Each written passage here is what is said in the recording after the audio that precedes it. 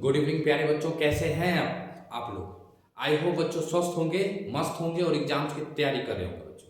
आप सबका most welcome है बच्चों विद्या प्लस चैनल में। और आज क्लास बच्चों हम लोग जो जानेंगे, आज हम लोग डीएनए का डबल हेलिक्स स्ट्रक्चर देखेंगे, जो आपका वाटसन एंड क्रिक दो महान वैज्ञानिकों के द्वारा जो है दिया गया था। ठीक है, और एकदम पूरा जीरो से लेकर हीरो तक का सफर करेंगे तय। लेकिन एक चीज बताते हैं, समझ उसी को आएगा जो शुरू से लेकर अंत तक वीडियो के साथ बने रहेगा।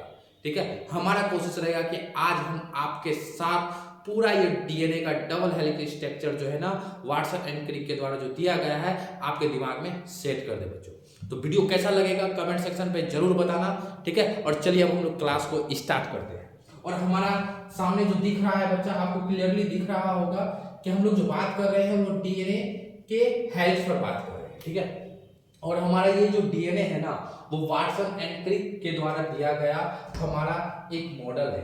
ठीक है, ये हमारा वाटसन एंड क्रिक के द्वारा जो है ना, ये दो वैज्ञानिक हैं, एक का नाम है हमारा वाटसन और दूसरा का नाम है हमारा क्रिक, इसके द्वारा दिया गया था। अब देखिए हम डीएनए क्या है, चलते हैं सबसे पहले हम इस पे थोड़ा सा कुछ लिखते हैं, उसके बाद हम लोग जानेंगे। ठीक है, डीएनए, डीएनए, ठीक है, डीएनए का फुल फॉर्म हमारा क्या होता है बच्चा, आपका होता है आपका डीऑक्सी, ठीक है, आपका होता है राइबोज, N4 होता है आपका न्यूक्लिक और A4 होता है बच्चा आपका एसिड होता है। ठीक है, डीऑक्सी राइबोज न्यूक्लिक एसिड हमारा डीएनए का आकार होता है। ठीक है, यानी फुल फॉर्म होता है। ठीक है, क्या होता है, फुल फॉर्म होता है। अब यहाँ पर हम इसके थोड़ा सा डिफिनेशन पे चलते हैं और थोड़ा सा डिफिनेशन पर ध्यान देना कि डबल हेलिक्स स्ट्रक्चर हमारा क्या होता है। ठीक है, जो डीएनए है ना, ठीक है, डीएनए अब हम यहां पर लिख रहे हैं। ठीक है, डीएनए एक आनुवांशिक पदार्थ है। क्या है बच्चा हमारा डीएनए, एक आनुवांशिक पदार्थ, आनुवांशिक पदार्थ है। ठीक है, जिसे, ठीक है, जिसे अभी सबसे पहले हम जान लिख देते थोड़ा सा कि कहां पाया जाता है। ठीक है, एक आनुवांशिक पदार्थ है, ठीक है, जो कोशिका के माइटोकॉन्ड्रिया, कहां पर बच्चा, कोशिका के माइटोकॉन्ड्रिया, ठीक है, में पाया जाता है। क्या किया जाता है, डीएनए एक आनुवांशिक पदार्थ है जो कोशिका के माइटोकॉन्ड्रिया में पाया जाता है। कहां पाया जाता है, डीएनए के माइटोकॉन्ड्रिया में पाया जाता है। याद रख लेना हमारा ये आपका डीएनए। ठीक है, डीएनए, डीएनए का आकार, ठीक है, द्विरज्जुकीय होता है। डीएनए का आकार द्विरज्जुकीय होता है। ठीक है, डीएनए का आकार क्या होता है बच्चा, द्विरज्जुकीय होता है। ठीक है, द्विरज्जुकीय होता है। ठीक है, डीएनए, ठीक है, सिंपल तरीका से डिफिनेशन को लिखना और आसानी से तुमको समझ में आ जाएगा। ठीक, डीएनए शुगर, ठीक है, शुगर फॉस्फेट और नाइट्रोजनस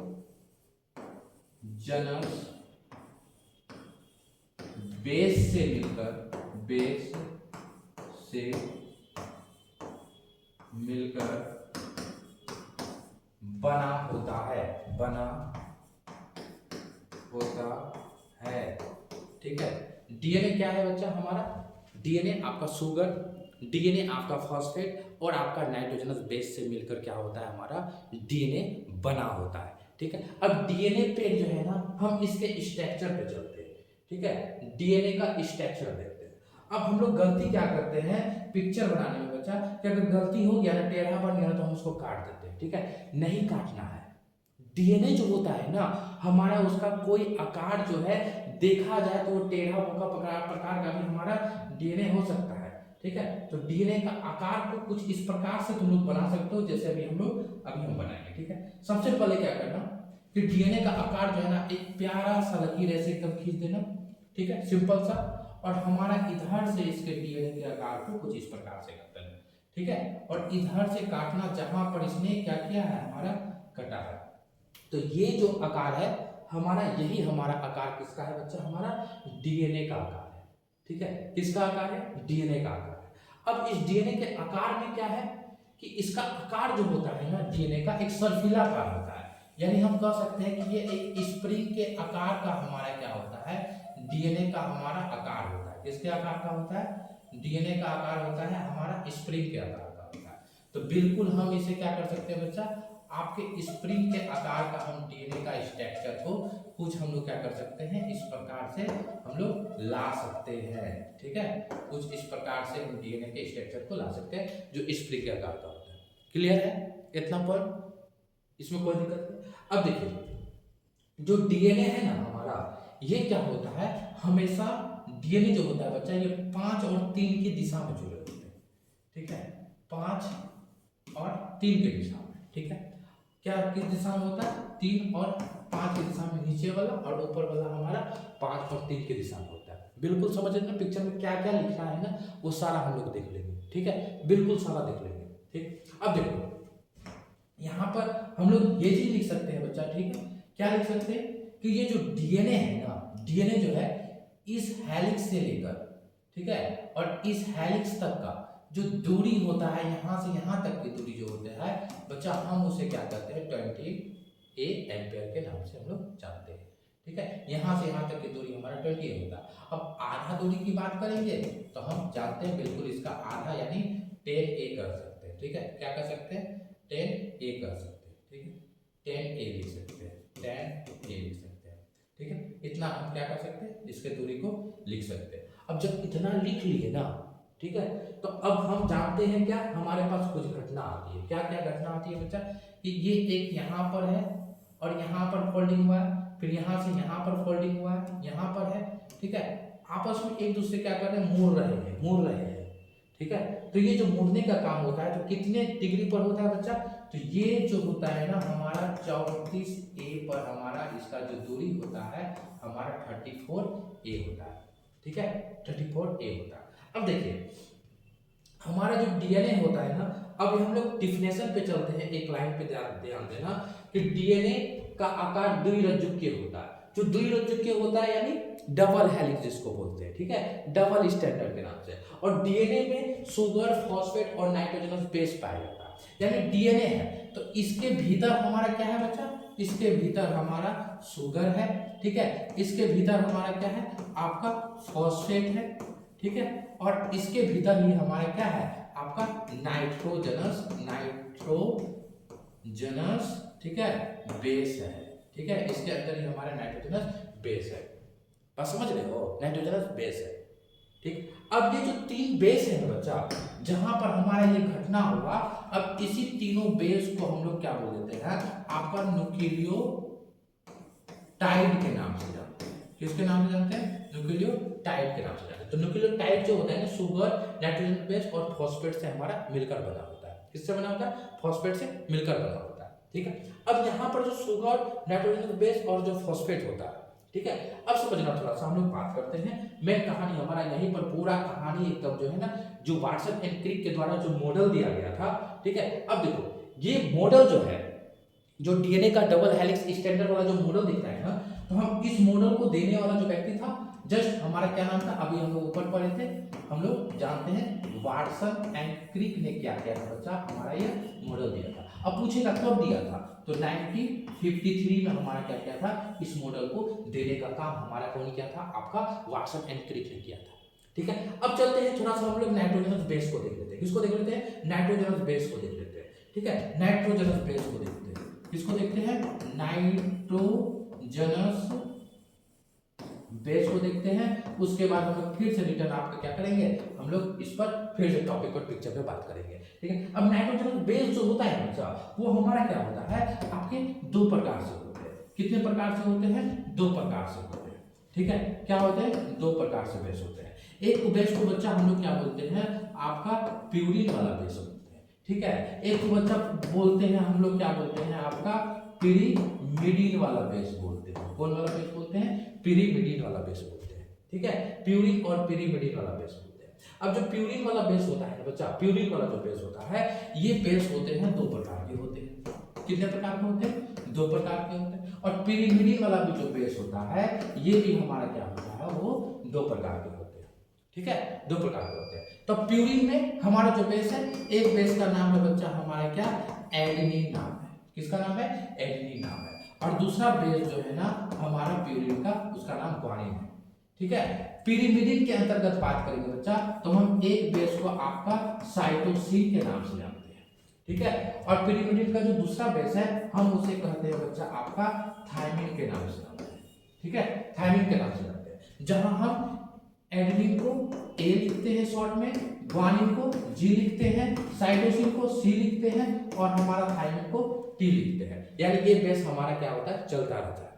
ठीक है, चलता रहता है, हमारे सामने ये बेस देखने को मिलते ही मिलते हैं। क्लियर है? बात इतना समझ में आ रहा है? अब एक चीज तुमको याद रखना कि एक बेस दूसरा बेस से जुड़ता है, यानी आपको हमेशा इस बात का ध्यान रखना है, ठीक है, कि हमारा डीएनए का जो हेलिक्स होता है ना, ठीक है, डीएनए का जो हेलिक्स होता है, हमेशा क्या होता है बच्चा, कि आपका प्यूरिन वाला बेस, ठीक है, प्यूरिन जो है ना हमारा पिरिमिडीन से हमारा क्या करता है, जुड़ता है। ठीक है, ना कि प्यूरिन से हमारा जुड़ता है। यानी कहने का मतलब ये हो गया कि हमारा जो ए है आपका प्यूरिन है, और हमारा ए क्या करता है, आपके क्या करते हैं, आपके थायमिन से जुड़ते हैं। ठीक है, और ग्वानिन यानी जी जो हमारा साइटोसिन से आपका जुड़ता है। ठीक है, तो हमें इस बात का ज्ञान रखना है, ध्यान रखना है हमें, ठीक है, कि हमारा ए जो है, ठीक है, ए जो है, ठीक, ए जो है हमारा वो टी से जुड़ा, जो टी से जुटा तो हम डबल बॉन्ड से जुटे, और ग्वानिन हमारा साइटोसिन से जुटा तो हमारा ये ट्रिपल बॉन्ड से जुटे। ठीक है, और इसी को बच्चा हम लोग क्या बोलते हैं, आपका जो है ना हम लोग हाइड्रोजन बॉन्ड के नाम से क्या करते हैं, हम लोग इसे, ठीक है, हाइड्रोजन बॉन्ड के नाम से हम इसे क्या करते हैं बच्चा, अच्छे से हम लोग इसे जानते हैं। ठीक है, इसी को हाइड्रोजन बॉन्ड बोलते हैं। समझ में आ रहा है बात? तो अब हम चलते हैं थोड़ा सा, इसको भी तुम लोग लिख लेना। ठीक है, जैसे जैसे लिखे हैं ना वैसे वैसे तुम लोग आराम से लिखना। ये डबल हेलिक्स स्टैंडर्ड आराम से भेजा में तुम्हारा घुसेगा ही घुसेगा। ठीक है, अब देखो यहाँ पर हम लोग ये जान गए कि प्यूरिन के अंतर्गत क्या होता है। तो हम लोग ये जानते हैं कि ये जो हमारा पहला हेलिक्स दूसरा हेलिक्स है ना, आपस में ये जुड़ता है। ठीक है, आपस में ये क्या करता है, आपस में एक दूसरे से क्या होता है ना, हेलिक्स हमारा कनेक्ट रहता है। तो अब जो कनेक्ट रहता है ना, हम इसी को बोलते हैं, आपका क्या बोलते हैं, हाइड्रोजन बॉन्ड के नाम से हम लोग इसे बच्चा अच्छे से जानते हैं कि हमारा ये वाला बॉन्ड जो है ये हाइड्रोजन बॉन्ड है, जो आपका एक दूसरे से क्या करता है, जुड़ने का काम करता है। ठीक है, कि पहला हेलिक्स दूसरे हेलिक्स से हमारा क्या कर रहा है, आपका जुड़ रहा है। तो पहला हेलिक्स जब दूसरे हेलिक्स से हमारा जुड़ रहा है, ध्यान देना बात को, जब पहला हेलिक्स हमारा दूसरे हेलिक्स से जुड़ता है तो जुड़ने के क्रम में क्या है, हम बॉन्ड का बात करते हैं, जिसको हाइड्रोजन बॉन्ड के नाम से हम लोग क्या करते हैं, जानते हैं। और हम जानते हैं कि डीएनए जो होता है वो हमारा शुगर, नाइट्रोजन बेस और हमारा फॉस्फेट से मिलकर बना होता है। तो हम इसके अकॉर्डिंग एक जो है ना, हम एक बेस के अनुमान से यहाँ पे एक हम फॉर्मूला बनाते हैं। ठीक है, जो हमारा क्या होता है, सूत्र के अकॉर्डिंग हम उसको रखते हैं, जो आपस में एक दूसरे को क्या करता है, जोड़ने का काम करता है। और इस बेस को आप इसके भीतर हमारा इंस्टॉल कर सकते हैं, डाल सकते हैं आप इसको। ठीक है, क्या लिख सकते हैं, हम जानते हैं, हम क्या जानते हैं, शुगर। ठीक है, हम जानते हैं एडेनिन, और एडेनिन हमारा थायमिन से जुड़ता है। फिर से हमारा दूसरा बेस इधर शुगर आएगा। ठीक है, फिर से चलते हैं, और इस बेस को बच्चा हम लोग पलट देते हैं।